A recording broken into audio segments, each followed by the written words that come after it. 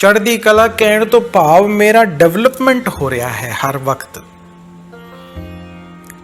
ਪਰ ਜੇ ਮੈਂ ਅੱਜ ਝੂਠ ਬੋਲ ਰਿਹਾ, ਜੇ ਕੱਲ ਨੂੰ ਮੈਂ ਝੂਠ ਨੂੰ ਛੱਡਣ ਦਾ ਕੁਝ ਵਿਸ਼ੇਸ਼ ਉਪਰਾਲਾ ਨਹੀਂ ਕੀਤਾ ਤੇ ਮੈਂ ਕਹਿ ਨਹੀਂ ਸਕਦਾ ਮੇਰੀ ਚੜ੍ਹਦੀ ਕਲਾ ਹੋ ਰਹੀ ਹੈਗੀ।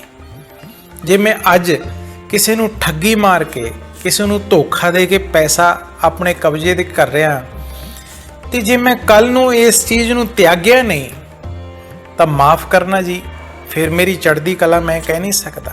ਸਿਰਫ ਕਹਿਣ ਮਾਤਰ ਕਹਿ ਦੇਵਾਂ ਕਿਸ ਤਰ੍ਹਾਂ ਹੋ ਤੁਸੀਂ ਜੀ, ਚੜ੍ਹਦੀ ਕਲਾ ਹੈ ਜੀ, ਮੁਬਾਰਕ ਹੈ। ਇਸ ਗੱਲ ਨੂੰ ਸਦਾ ਆਪਣੇ ਜੀਵਨ ਦੇ ਵਿੱਚ ਢਾਲਣਾ ਮੁਬਾਰਕ ਹੈ।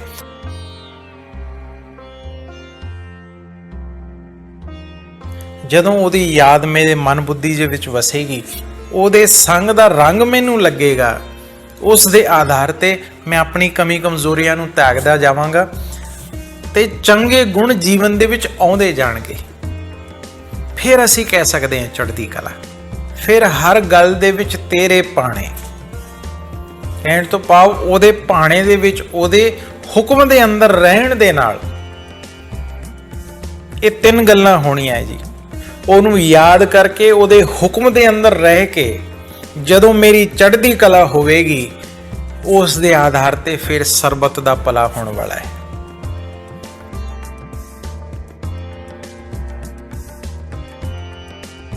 ਵਾਹਿਗੁਰੂ ਜੀ ਕਾ ਖਾਲਸਾ, ਸ੍ਰੀ ਵਾਹਿਗੁਰੂ ਜੀ ਕੀ ਫਤਿਹ। ਅੱਜ ਦਾਸ ਆਪ ਜੀ ਦੇ ਸਾਹਮਣੇ ਫੇਰ ਹਾਜ਼ਰ ਹੈ ਜੀ, ਆਪਣੀ ਕੁਝ ਬੇਨਤੀਆਂ ਗੁਰਬਾਣੀ ਦੇ ਮੁਤਾਬਿਕ ਆਪ ਜੀ ਦੇ ਸਨਮੁਖ ਰੱਖਣ ਵਾਸਤੇ। ਅਸੀਂ ਰੋਜ਼ ਅਰਦਾਸ ਦੇ ਵਿੱਚ ਗੁਰੂ ਸਾਹਿਬਾਂ ਤੋਂ ਵਿਸ਼ੇਸ਼, ਉਸ ਅਕਾਲ ਪੁਰਖ ਤੋਂ ਵਿਸ਼ੇਸ਼ ਇਹ ਮੰਗ ਰੱਖਦੇ ਹਾਂ, ਨਾਨਕ ਨਾਮ ਚੜ੍ਹਦੀ ਕਲਾ ਤੇਰੇ ਭਾਣੇ ਸਰਬਤ ਦਾ ਭਲਾ। ਆਪਾਂ ਸਾਰੇ ਹਰ ਵਕਤ ਸਰਬਤ ਦੇ ਭਲੇ ਦੀ ਅਰਦਾਸ ਉਸ ਪਿਤਾ ਪ੍ਰਮਾਤਮਾ ਦੇ ਸਨਮੁਖ ਸਦਾ ਕਾਲ ਕਰੀਦੀ ਹੈ। ਜੇ ਇਸ ਮਹਾਵਾਕ ਨੂੰ ਆਪਾਂ ਗਹਿਰਾਈ ਨਾਲ ਦੇਖੀਏ, ਵਿਚਾਰੀਏ ਤੇ ਸਾਨੂੰ ਕਈ ਗੱਲਾਂ ਤੇ ਚਾਨਣਾ ਪੈ ਸਕਦਾ ਹੈ। ਨਾਨਕ ਨਾਮ ਚੜ੍ਹਦੀ ਕਲਾ ਤੇਰੇ ਭਾਣੇ ਸਰਬਤ ਦਾ ਭਲਾ। ਇਹਦੇ ਵਿੱਚ ਇੱਕ ਗੱਲ ਹੈ ਜੀ, ਨਾਨਕ ਨਾਮ ਚੜ੍ਹਦੀ ਕਲਾ ਤੇਰੇ ਭਾਣੇ ਸਰਬਤ ਦਾ ਭਲਾ। ਨਾਨਕ ਨਾਮ, ਉਸ ਪਿਤਾ ਪਰਮਾਤਮਾ ਦੀ ਯਾਦ, ਉਹਦੇ ਨਾਮ ਦੇ ਆਧਾਰ ਤੇ ਸਦਾ ਕਾਲ ਮੈਂ ਉਸ ਨੂੰ ਚੇਤੇ ਰੱਖਾਂ, ਸਦਾ ਕਾਲ ਉਹਦੀ ਛਤਰ ਛਾਇਆ ਦੇ ਥੱਲੇ ਜਿਸ ਨੂੰ ਅਸੀਂ ਵਿਸਾਰੀ ਬੈਠੇ ਹਾਂ, ਉਸ ਨੂੰ ਯਾਦ ਕਰਨ ਦੀ ਗੱਲ ਹੈ ਜੀ। ਇੱਥੇ ਗੁਰੂ ਨਾਨਕ ਸਾਹਿਬ ਦੇ ਨਾਂ ਦੇ ਮੋਹਰ ਲੱਗ ਰਹੀ ਹੈ, ਨਾਨਕ ਨਾਮ ਚੜ੍ਹਦੀ ਕਲਾ। ਤੇ ਚੜ੍ਹਦੀ ਕਲਾ ਕਿਸ ਆਧਾਰ ਤੇ ਹੋਣੀ ਹੈ? ਚੜ੍ਹਦੀ ਕਲਾ ਉਹਦੀ ਯਾਦ ਦੇ ਆਧਾਰ ਤੇ, ਉਹਦੀ ਵਿਸ਼ੇਸ਼ ਸਿੱਖਿਆਵਾਂ ਨੂੰ ਜੀਵਨ ਦੇ ਵਿੱਚ ਧਾਰਨ ਕਰਨ ਦੇ ਆਧਾਰ ਤੇ ਚੜ੍ਹਦੀ ਕਲਾ। ਆਪਾਂ ਭਾਵੇਂ ਆਪਸ ਦੇ ਵਿੱਚ ਬੋਲਚਾਲ ਦੇ ਵਿੱਚ ਆਪਾਂ ਕਹਿ ਦਿੰਦੇ ਹਾਂ ਕਿ ਚੜ੍ਹਦੀ ਕਲਾ। ਚੜ੍ਹਦੀ ਕਲਾ ਕਹਿਣ ਤੋਂ ਭਾਵ ਮੇਰਾ ਡਿਵੈਲਪਮੈਂਟ ਹੋ ਰਿਹਾ ਹੈ ਹਰ ਵਕਤ।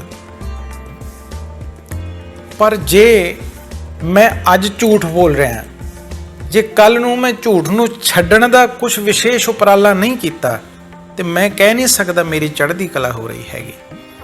ਜੇ ਮੈਂ ਅੱਜ ਕਿਸੇ ਨੂੰ ਠੱਗੀ ਮਾਰ ਕੇ, ਕਿਸੇ ਨੂੰ ਧੋਖਾ ਦੇ ਕੇ ਪੈਸਾ ਆਪਣੇ ਕਬਜ਼ੇ ਦੇ ਕਰ ਰਿਹਾ ਤੇ ਜੇ ਮੈਂ ਕੱਲ ਨੂੰ ਇਸ ਚੀਜ਼ ਨੂੰ ਤਿਆਗਿਆ ਨਹੀਂ ਤਾਂ ਮਾਫ ਕਰਨਾ ਜੀ, ਫਿਰ ਮੇਰੀ ਚੜ੍ਹਦੀ ਕਲਾ ਮੈਂ ਕਹਿ ਨਹੀਂ ਸਕਦਾ।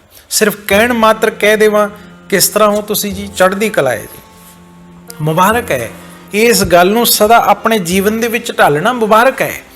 ਪਰ ਸਿਰਫ ਕਹਿਣ ਮਾਤਰ ਨਹੀਂ। ਹੁਣ ਮੈਨੂੰ ਆਪਣੇ ਜੀਵਨ ਦੇ ਵਿੱਚ ਦੇਖਣਾ ਪੈਣਾ ਹੈ ਕਿ ਵਾਸਤਵ ਦੇ ਵਿੱਚ ਚੜ੍ਹਦੀ ਕਲਾ ਹੈ। ਚੜ੍ਹਦੀ ਕਲਾ ਮੀਨਸ ਜਿਵੇਂ ਆਪਾਂ ਸਟੇਅਰਸ ਉੱਪਰ ਚੜ੍ਹ ਰਹੇ ਹਾਂ, ਪੌੜੀਆਂ ਉੱਪਰ ਚੜ੍ਹ ਰਹੇ ਹਾਂ ਤੇ ਫਿਰ ਹਰ ਸਟੈਪ ਦੇ ਨਾਲ ਮੇਰੀ ਸਥਿਤੀ ਉੱਪਰ ਨੂੰ ਜਾ ਰਹੀ ਹੈ। ਇਹ ਆਪਾਂ ਸਥੂਲ ਰੂਪ ਦੇ ਵਿੱਚ ਦੇਖ ਸਕਦੇ ਹਾਂ, ਬਾਹਰੀ ਤੌਰ ਤੇ ਸਾਨੂੰ ਦਿਖਾਈ ਦੇ ਸਕਦਾ ਹੈ ਕਿ ਸਾਡੀ ਚੜ੍ਹਦੀ ਕਲਾ ਹੋ ਰਹੀ ਹੈ ਫਿਜ਼ੀਕਲ ਤੌਰ ਤੇ। ਹੁਣ ਇਸ ਮਾਨਸਿਕ ਸਤਰ ਤੇ ਕਿਸ ਤਰ੍ਹਾਂ ਚੜ੍ਹਦੀ ਕਲਾ ਕਹਿ ਸਕਦੇ ਹਾਂ? ਜਦੋਂ ਉਹਦੀ ਯਾਦ ਮੇਰੇ ਮਨ ਬੁੱਧੀ ਦੇ ਵਿੱਚ ਵਸੇਗੀ, ਉਹਦੇ ਸੰਗ ਦਾ ਰੰਗ ਮੈਨੂੰ ਲੱਗੇਗਾ, ਉਸ ਦੇ ਆਧਾਰ ਤੇ ਮੈਂ ਆਪਣੀ ਕਮੀ ਕਮਜ਼ੋਰੀਆਂ ਨੂੰ ਤਿਆਗਦਾ ਜਾਵਾਂਗਾ ਤੇ ਚੰਗੇ ਗੁਣ ਜੀਵਨ ਦੇ ਵਿੱਚ ਆਉਂਦੇ ਜਾਣਗੇ। ਫਿਰ ਅਸੀਂ ਕਹਿ ਸਕਦੇ ਹਾਂ ਚੜ੍ਹਦੀ ਕਲਾ। ਫਿਰ ਹਰ ਗੱਲ ਦੇ ਵਿੱਚ ਤੇਰੇ ਭਾਣੇ, ਕਹਿਣ ਤੋਂ ਭਾਵ ਉਹਦੇ ਭਾਣੇ ਦੇ ਵਿੱਚ, ਉਹਦੇ ਹੁਕਮ ਦੇ ਅੰਦਰ ਰਹਿਣ ਦੇ ਨਾਲ ਇਹ ਤਿੰਨ ਗੱਲਾਂ ਹੋਣੀਆਂ ਜੀ। ਉਹਨੂੰ ਯਾਦ ਕਰਕੇ, ਉਹਦੇ ਹੁਕਮ ਦੇ ਅੰਦਰ ਰਹਿ ਕੇ ਜਦੋਂ ਮੇਰੀ ਚੜ੍ਹਦੀ ਕਲਾ ਹੋਵੇਗੀ, ਉਸ ਦੇ ਆਧਾਰ ਤੇ ਫਿਰ ਸਰਬਤ ਦਾ ਭਲਾ ਹੋਣ ਵਾਲਾ ਹੈ। ਇਸ ਗੱਲ ਨੂੰ ਗਹਿਰਾਈ ਨਾਲ ਸਮਝਣਾ ਪੈਣਾ ਹੈ। ਨਾਨਕ ਨਾਮ ਚੜ੍ਹਦੀ ਕਲਾ, ਤੇਰੇ ਭਾਣੇ ਸਰਬਤ ਦਾ ਭਲਾ। ਸਦਾ ਕਾਲ ਉਹਦੀ ਯਾਦ ਨੂੰ ਆਪਣੇ ਮਨ ਬੁੱਧੀ ਦੇ ਵਿੱਚ ਵਸਾ ਕੇ ਰੱਖਣਾ ਤੇ ਉਹਦੇ ਭਾਣੇ ਦੇ ਅੰਦਰ, ਉਹਦੇ ਭਾਣੇ ਦੇ ਅੰਦਰ ਕਹਿਣ ਤੋਂ ਭਾਵ ਜਿਹੜੇ ਉਹਨੇ ਨਿਯਮ ਬਣਾਏ ਹੈ, ਉਸ ਆਧਾਰ ਤੇ ਮੈਨੂੰ ਚੰਗੇ ਕੰਮ ਕਰਨਾ ਤਾਂ ਕਿ ਚੰਗੇ ਰਿਜ਼ਲਟ ਮੈਨੂੰ ਮਿਲਣ, ਮੈਂ ਸਾਰਿਆਂ ਵਾਸਤੇ ਚੰਗਾ ਸੋਚਾਂ, ਸਾਰਿਆਂ ਵਾਸਤੇ ਚੰਗਾ ਕਰਾਂ। ਇਸ ਤਰ੍ਹਾਂ ਨਹੀਂ ਕਿਸੇ ਦਾ ਹੋਵੇ ਭਾਵੇਂ ਨਾ ਹੋਵੇ, ਮੇਰਾ ਭਲਾ ਹੋ ਜਾਵੇ। ਅਸੀਂ ਦਿਨ ਰਾਤ ਇਸੇ ਸੋਚ ਦੇ ਵਿੱਚ ਲੱਗੇ ਹਾਂ, ਬੇਨਤੀਆਂ ਕਰ ਰਹੇ ਹਾਂ ਤੇਰੇ ਭਾਣੇ ਸਰਬਤ ਦਾ ਭਲਾ, ਪਰ ਮੇਰਾ ਜੀਵਨ ਕਿਸ ਆਧਾਰ ਤੇ ਚੱਲ ਰਿਹਾ ਹੈਗਾ? ਮੇਰਾ ਜੀਵਨ ਇਸੇ ਆਧਾਰ ਤੇ ਚੱਲ ਰਿਹਾ ਹੈਗਾ ਫਲਾਣੇ ਦਾ। ਇਹ ਫਲਾਣੇ ਦੀ ਗੱਲ ਛੱਡੋ, ਇੱਥੋਂ ਤੱਕ ਅਸੀਂ ਆ ਗਏ ਹਾਂ ਕਿ ਮੇਰੇ ਭਰਾ ਦਾ ਭਲਾ ਹੋਵੇ ਚਾਹੇ ਨਾ ਹੋਵੇ, ਮੇਰਾ ਹੋ ਜਾਵੇ। ਕਹਿਣ ਕਹਾਉਣ ਵਾਲੇ ਗੁਰੂ ਦੇ ਸਿੱਖ ਹਾਂ, ਪਰ ਸਾਡੇ ਜੀਵਨ ਕਿਸ ਤਰ੍ਹਾਂ ਦੇ ਹੋ ਗਏ ਹੈ?